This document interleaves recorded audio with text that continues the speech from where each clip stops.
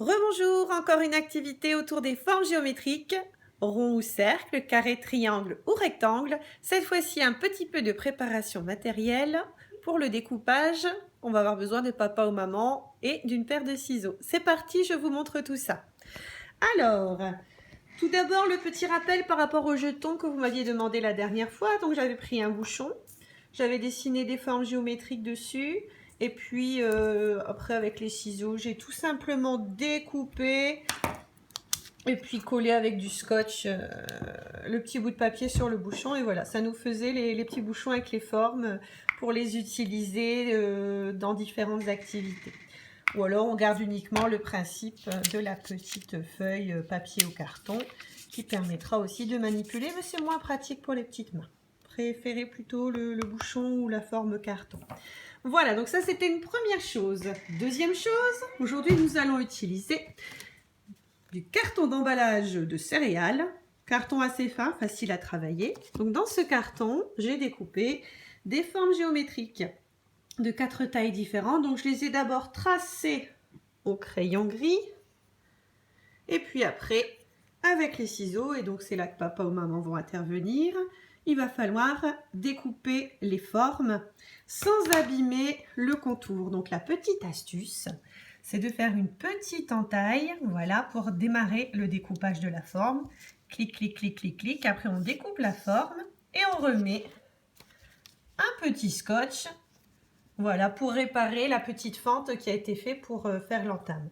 Donc pareil pour les autres formes. Donc on a fait 4 rectangles. 4 tailles différentes, 4 ronds, 4 triangles et 4 carrés. Encore une fois, on voit bien à chaque fois la petite entaille pour démarrer le découpage de la forme et le petit scotch pour réparer.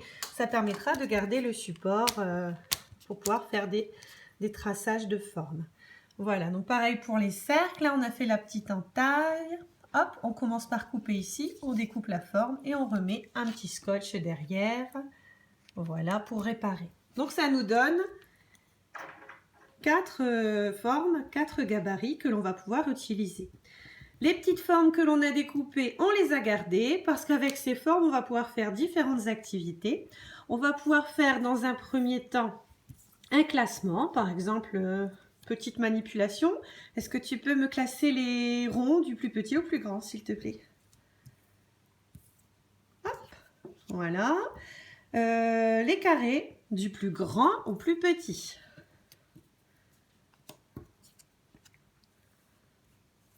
Voilà.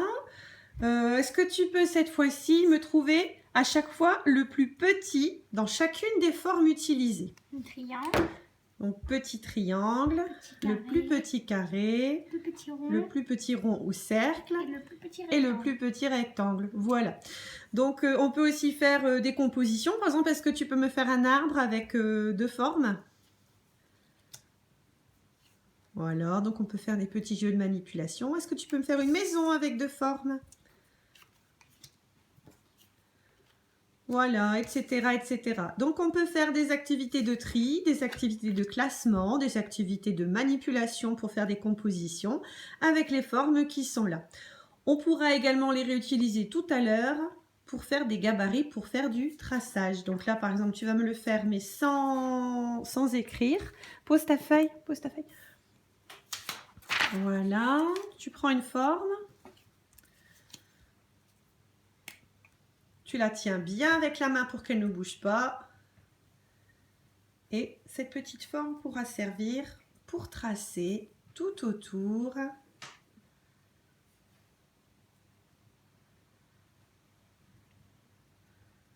Voilà. Après, tu peux prendre une forme plus petite. Pour faire le bonhomme, on avait dit. Par exemple, oui. Ou celle-ci.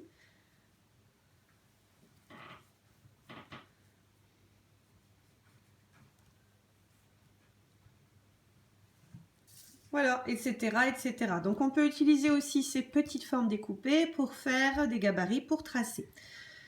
Avec les petites craies, on peut colorier, ou avec des crayons de couleur, on peut effectivement colorier les petites formes pour terminer son dessin.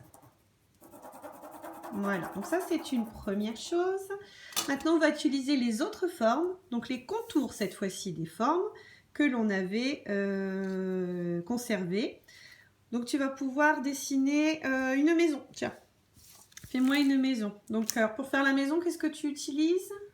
Un triangle. Un triangle. Tu peux prendre le feutre.